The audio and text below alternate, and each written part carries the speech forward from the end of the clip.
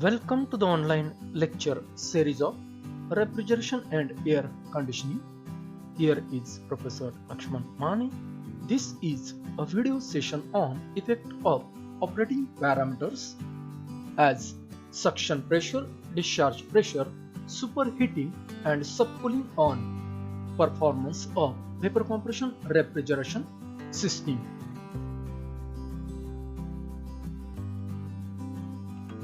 In this session, you will be able to explain effect of operating parameters as suction pressure, discharge pressure, superheating and subcooling on performance of vapor compression refrigeration system.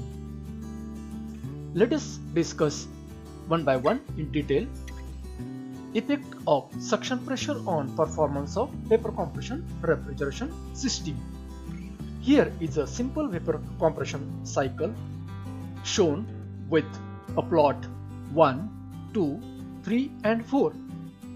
So when there is a pressure drop on a suction side of a compressor from P1 to P', then here evaporation process 4 to 1 is shifting to new one, that is 4-1'. Also, compression process 1 to 2 is moving in right side direction on the chart as 1', 2'.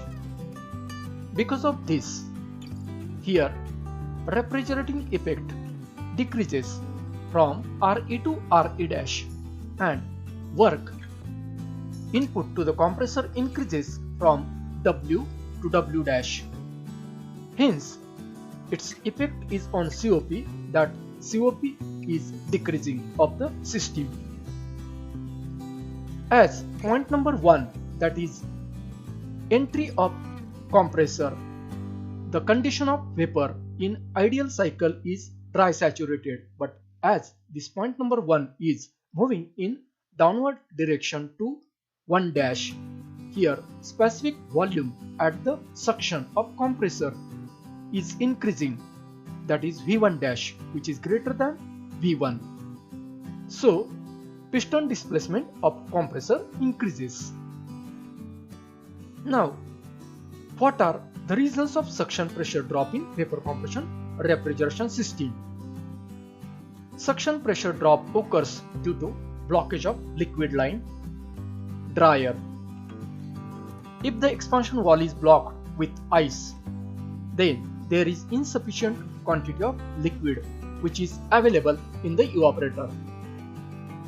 Too small diameter of liquid line will also decrease suction pressure.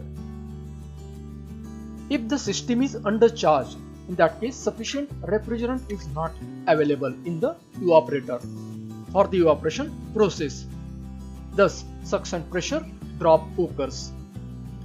Frost accumulation on cooling coil reduces heat transfer between the refrigerant and surrounding medium. Hence, evaporation rate is decreasing. Dust on cooling coil also reduces heat transfer rate at the evaporator coil. If there is a low thermal load in the evaporator, it reduces the evaporation rate of the refrigerant. Thus, suction pressure reduces. If the fan at the evaporator is not working, in that case also suction pressure drop occurs in vapor compression refrigeration system. Effect of discharge pressure on performance of VCRS. Here, when the pressure at the exit of compressor is increasing from P2 to P2', then condensation process is shifting from 2 to 3 to 2', 3', means in upward direction. 3 to 4, that is throttling or expansion process, moves in right side on the pH chart to new position 3', 4'. Because of this, refrigerant effect decreases from RE to RE' and compressor work increases from W to W dash. Hence, COP of the vapor compression refrigeration system decreases. In this case, mass flow rate of the refrigerant increases. Discharge pressure rise in vapor compression refrigeration system occurs because of poor air supply at the condenser. Thus, it reduces the heat rejection rate. Dust accumulating on condenser coil also reduces the heat rejection rate. That's why heat transfer on the condenser side is slowed down. Thus, condensation rate is decreasing. In case of high thermal load or evaporator load, there is excess evaporation take place in the evaporator. If the condenser fan is not working, then also discharge pressure increases. If the refrigeration system is overcharged, then excess evaporation of refrigerant in evaporator cause to increase in discharge pressure. Effect of superheating on performance of vapor compression refrigeration system. Now, superheating means here point number 1, that is dry saturated vapor at the exit of evaporator. If this vapor is getting more heat in evaporator line, then that vapor is superheated. Thus, point number 1 is moving in right side direction in superheated region with 1 dash location. Similarly, at the exit of compressor, discharge temperature is moving in right side direction with 2 dash point. Thus, in this case, refrigerating effect increases from RA to RA dash, while work increases from W to W dash, because here 1 dash 2 dash line is moving in right side direction. So here slope of the line is reducing, means line becomes flatter. But in this case, here condenser heat rejection load increases because of high compressor discharge temperature.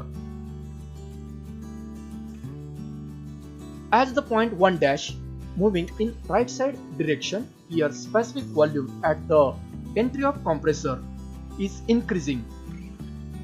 Thus piston displacement increases. Here you can see suction temperature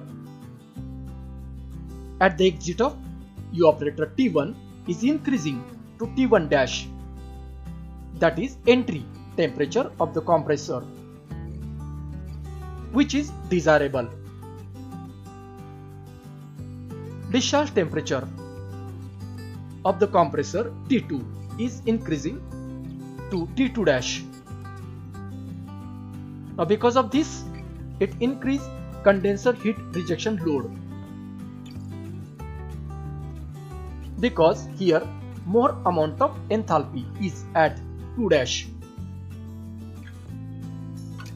Increase or decrease in COP depends on the refrigerant used in vapor compression refrigeration system. In case of freon's refrigerant, COP of the system increases, and in case of ammonia, COP decreases. Superheating in vapor compression refrigeration system occurs when sensible heating of refrigerant above its boiling point is done. It converts dry vapor into superheated vapor. Passing of condenser out air around compressor increases the superheating because sensible heating of evaporator exit line get heat. That's why it increases superheating. Superheating increases capacity of system with increase of specific volume of vapor refrigerant, but at the cost of more bore diameter or more piston displacement of compressor. However, superheating ensures total evaporation of liquid refrigerant before it goes to compressor. So in such case, superheating is desirable. Effect of subcooling on performance of vapor compression refrigeration system. Now subcooling means decreasing the temperature of condenser line below its saturation temperature. So in this case here, point number 3 is moving to 3 So condenser exit temperature here at the saturation line, that is T3. This temperature, if the refrigerant is further cooled, then it is going below to the 3 This is called as subcooling. Now because of this subcooling here, 3-4, that is throttling process, it shifts in left side to 3-4. Thus refrigerant effect increases from RE to RE-. For subcooling, no extra work is required. Hence, COP of the system increases. In this case, flashing of refrigerant in capillary tube decreases. Now, flashing means when throttling process occurs, then inside the capillary tube, some part of refrigerant is getting evaporated.